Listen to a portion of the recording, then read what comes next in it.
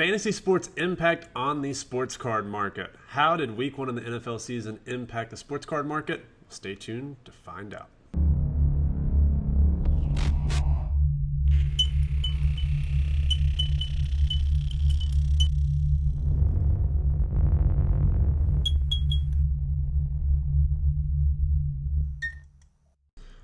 Alright guys, welcome back to Short Slabs. This is Tyler here, back with another video here to show you guys the impact of fantasy sports for week 1 of the NFL season and its impact on the sports card market. I ran across some interesting threads on blowout forums that really began noticing a trend that a lot of the fantasy stars and high fantasy picks, their sports cards were really starting to tick up right before the NFL season. But now that we have week 1 in the books, wanted to see the impact of the fantasy ratings after week 1 and its impact on the sports card market. So what I've done thus far is I've gone to Fantasy Pros and I've pulled up the week 1 overall leaders. I looked at the top 10 fantasy players for week 1. And what I've done is I've gone to PSA's Auction Prices Realized tool, which is an amazing tool. If you guys have not looked at this, this is a lightning fast, as it says here, lightning fast auction result that gives you real-time data. It may lag, honestly, about 12 to 24 hours, but it's very, very comprehensive, and it gives you a lot of information about auction prices that have happened, in addition to historical data. And it's all free of charge, or at least it's free for subscribers. I don't know if it's free for non-subscribers, but again, I'm a PSA member, so I get access to this tool, which is very, very cool. So what I've done, again, is just going from top to bottom. I've picked mainly the most common rookie card for each of these fantasy players. So for those of you who are into fantasy sports and you don't know anything about sports cards and you just stumbled across this video, stay tuned to this because hopefully you can get some helpful hints where you can begin monetizing your fantasy picks.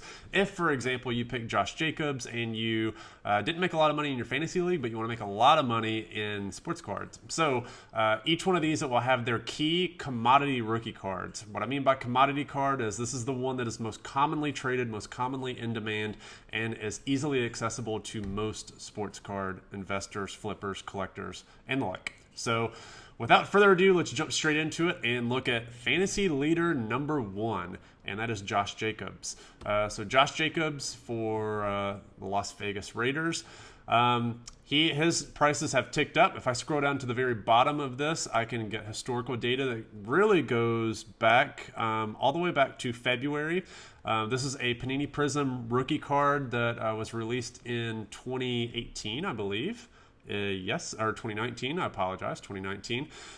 You can see that this card has had a slow uptick throughout the offseason, just like the rest of the sports card increases throughout the same time period. Really peaked probably somewhere in August, just like the entire sports card market. It's noticed a little bit of a pullback with one sale, but that's one data point. But after the performances for the weekend, it looks like these are really starting to tick up more consistently in the 285 to 300 range. So again, this is a card that outside of one data point for $300 in August was really a $225 card. This is a card that's going to be making the hot list for September, but it is very noteworthy to point out that this is a card that did tick up a little bit going into or after week 1 of the NFL season. Next up is Russell Wilson. So Russell Wilson has a lot of cards. I'm not just going to focus on one card. I'm going to focus on several different cards. The first one is this 2012 Topps rookie. This is the Passing Stands Visible, which is essentially the base Topps rookie card. So let's scroll through all the data here, get down to the juice, which is at the very bottom of the screen. You can see auction prices realized going back all the way to 2015. This card has been very, very steady. Again, I'm looking only at PSA 10s for all of these cards. Just to clarify, this is not PSA 8s, 9s, or anything like that. It is all PSA 10s, as you can see in the data. So again, very comprehensive tool. I'm so glad that I've stumbled across this, and thank you PSA for bringing this tool and making it free for all of the collectors. So you can see this card has had a steady uptick, again, all the way through the season. His hype was really, really strong in the off-season, especially with his Panini Prism cards. But as Topps increased, so did his Panini Prism rookie, as well as Topps Chrome. We're going to look at those as well. There's a couple drop-offs. Those are probably anomalies within the data. But looking at his performance after week 1, it doesn't look like there's any data points specifically for this card. So it's going to be interesting if we go maybe a week or two out, if there's any of these sales that show an uptick. But because I don't see a sell in this card, I'm going to scroll over and look at his Topps Finest, which is another card. Doesn't have a lot of sales data, but we can at least see some trends that sort of mimic what I had just described from the overall Russell Wilson market. You can see this card has steadily risen over time. Really, the last 2 sales, we're looking at between 7.5 and 8.27. Almost a doubling of the price between that card. Very, very similar to the steady increase for the Topps rookie card. If we look at the Topps Tau Down version for the Panini Prism Tau Down version, which is the base card, again, not much data out there because these cards are still relatively low in population report numbers. But if we scroll down to the data, and sorry, I don't really mean to make everybody's eyes go blind, this is a card that had an amazing run-up, especially as we got into August. A lot of hype around this card, especially on Instagram and a lot of the sports card message forums and Facebook groups. This card was steadily, forever. Look at the historical trend here. We're looking at a card that had no movement whatsoever. Sports card market begins booming. People find out this is a card to chase after. It's steadily in the $500 to $600 range. Then it becomes really a prime investment choice, and this is where we see the volatility of the entire market. And then most recently on 9/14, which I believe, again, was right before the game played. We're looking at a card that's really around a $2,000 card up to this point. So this isn't every single data point, as PSA tries to pull in data that it knows is truthful. So there's a couple of data points that may be missing here. It may not be completely 100% comprehensive of the eBay listings, but again, not a data element that we can look at to see if it had any impact after week 1. So unfortunately, we can't see what Russell Wilson's amazing 31 for 35 passing day had on his sports card market, but perhaps we can get more data elements as the weeks go on. Next up is Aaron Rodgers. One thing that I will make note of, this is somewhat impactful for Russell Wilson, but really more applicable to Aaron Rodgers. Players who have been much more established in the league, 1 week of performance doesn't necessarily make or break them. They are much more solidified and their prices are much more solidified and much more stable. So regardless of the performance from week to week, we don't necessarily see a big swing in cardboard performance or price fluctuation. But there is a lot of data elements for this card. This is, again, the Topps rookie card for Aaron Rodgers, just to make sure. Yep, and there's a lot of sales data here, so we can actually look at this market from a large standpoint. So this card has been relatively stable for a very long time. Aaron Rodgers really hasn't done anything to make that go up or down in any way, shape, or form. He did get a lot of, a boost for a couple of these sales way back in 2019 for last year. But you can see as the market has increased, so has the market for Aaron Rodgers cards, very much so mimicking the Russell Wilson movement. Then really going up in August. So, we can see that the market is really peaking for Aaron Rodgers cards right now. After his week 1 performance, looks like that we have a couple data elements, 9/14 and 6/20, and then 5/11 on 9/15. That doesn't necessarily look like it is out of line with anything. It looks like it's more in line with August sales, which to me is actually a win, because August was the peak that the sports card market has ever seen, at least in my lifetime. And there's been a massive pullback in September for a lot of cards. So if there is any card out there that has sustained the pullback that we saw in August going to September, I think that that's a plus. So the first data element, it looks like that we're in pretty good shape for Aaron Rodgers. This card is performing very well. If we look at his Topps Chrome, there's not as many sales, and the latest data point that we have is from 9/9. There's a lot of those from 9/9, but let's at least take a look and see how this card has performed. Massive outlier here. This is probably a data element that is pulled incorrectly, but this card has really remained relatively stable over the long haul. So This is a card that surprisingly has not been pumped or hyped very much, and it's been consistently a card that has risen steadily over time. So not a lot of price fluctuation relative to the rest of the cards. Although it's really, really hard to tell because this graph is a little bit skewed due to this outlier. Next up, Josh Allen. So Josh Allen was the fourth leader in this market. So if we look at his Panini Prism card first, 320 sales, about $50,000 in trade volume. Looks like we have a recent 9/15 sale, so that's pretty good. We can see a little uptick here, which is really nice. So if we look at the Josh Allen market, again, you can see some outliers along the way. This card has steadily risen just like the rest of the market, peaking in August with a slight pullback going into September before the season. But if we look at before the season in late August, early September, going into post-game, we really see some stability, if anything, a potential slight increase in prices. So overall, Josh Allen Prism market may be trending in a good direction, or at least maintaining stability.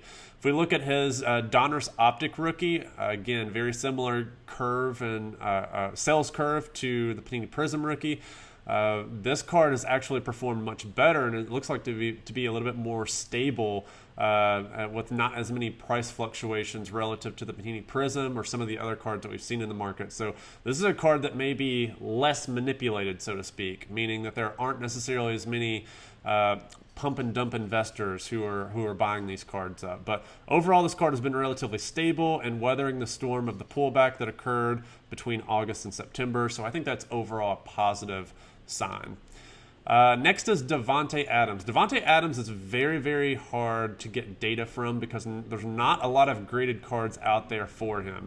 But if we look at his market, and again, there's not a lot of data. We're looking at August 1.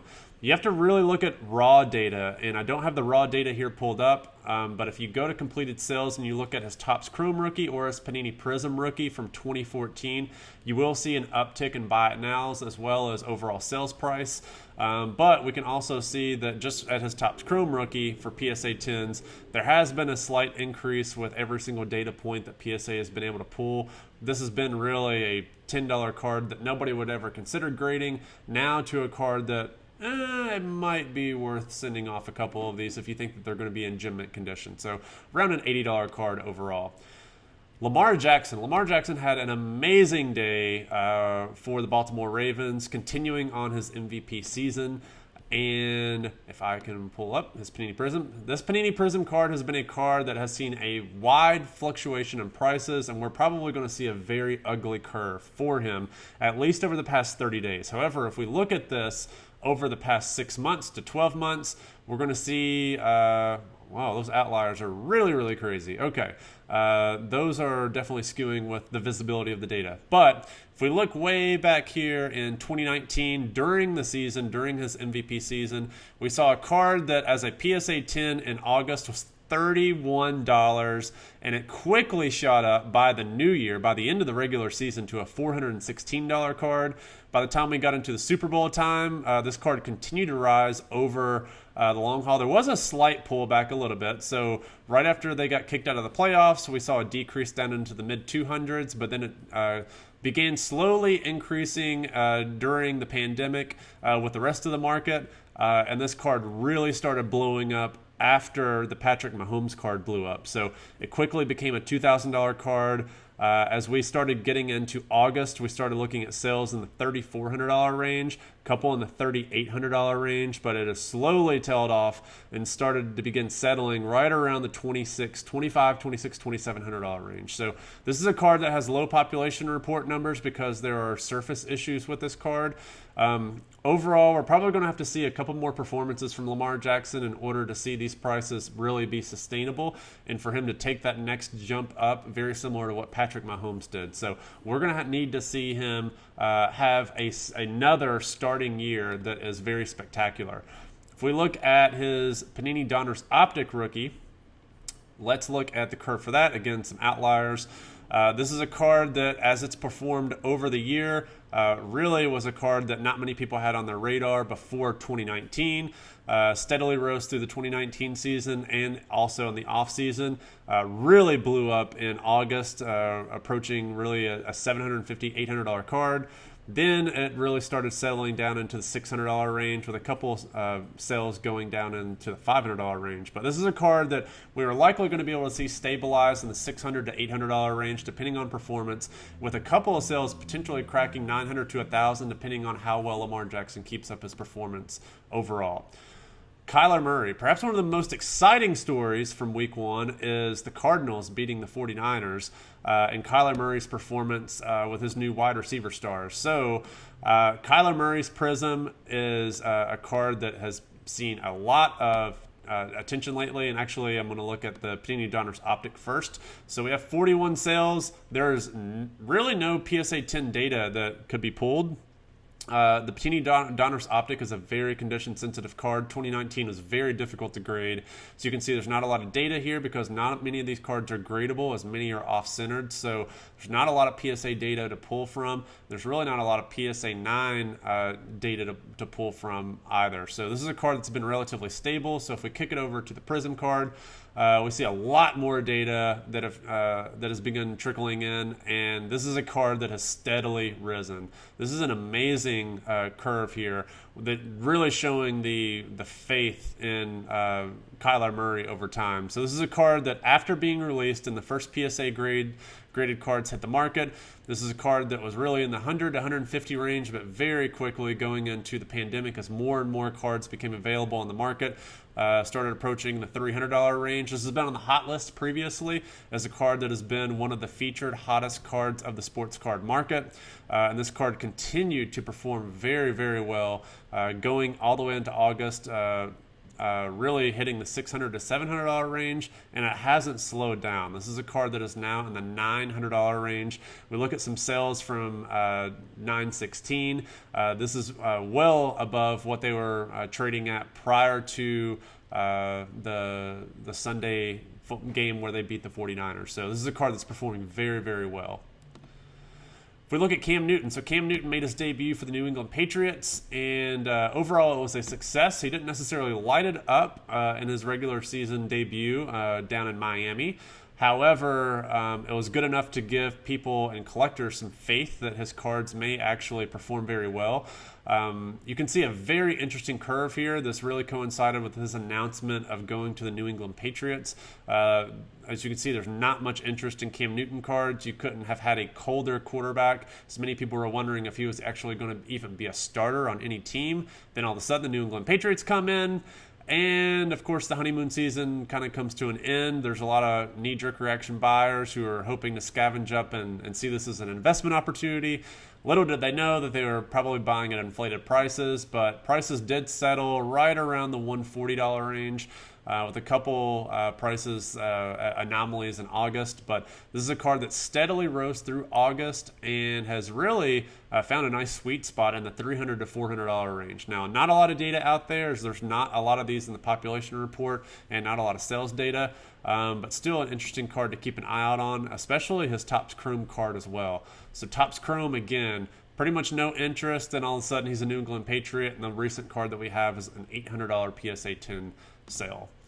Christian McCaffrey. So Christian McCaffrey is somebody who has had a massive run-up in the offseason with his Panini Prism rookie, as well as his Donruss Optic rookie. So 373 sales, and those sales have been really, really grandiose. So this is a player who has perhaps had the biggest jump over the offseason and really over the past year and a half to 2 years. So if we look at data going back to 2018, this is a card that not many people had on the radar. Christian McCaffrey does awesome things in 2019, still doesn't get the praise and appreciation that he really deserves. And it's not really until the pandemic that people begin to see that this is a card that they need to go after. That really, again, coincided with the Patrick Mahomes Prism craze. People were really going after other rookies in that set, notably Christian McCaffrey as well as Deshaun Watson.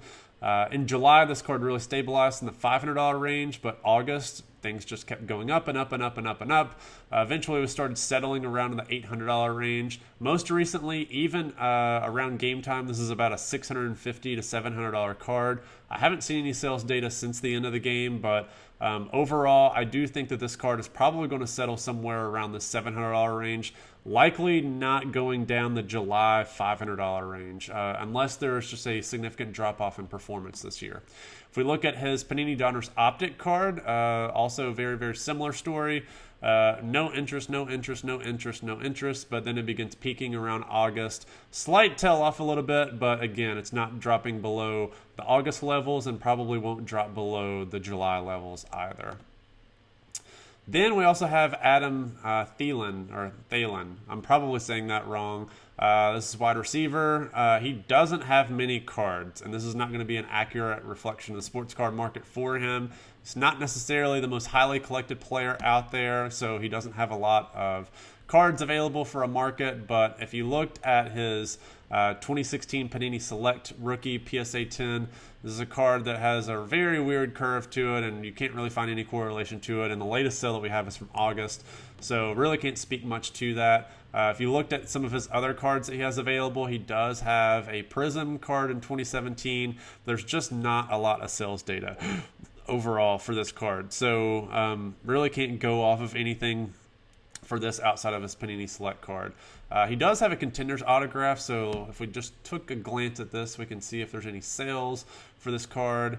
Looks like the most recent one for PSA 10 sold for $350, and again, that was in August. So really can't say anything for that. So overall, my takeaway from this is I believe that people are focusing on fantasy players, and I think that overall fantasy players and fantasy performance can potentially increase sports card values, and I think that there is probably a positive correlation for that, especially for younger players and younger rookies.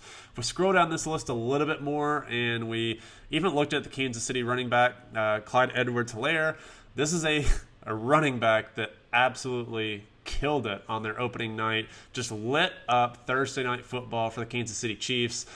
This amazing new weapon is going to have a ton of hype, and he doesn't have a lot of PSA cards out there, but he probably has had the biggest movement in terms of really attention going to his sports cards after week one from the running back position. You can get his rookie cards currently out now in a Kansas City Chiefs uniform.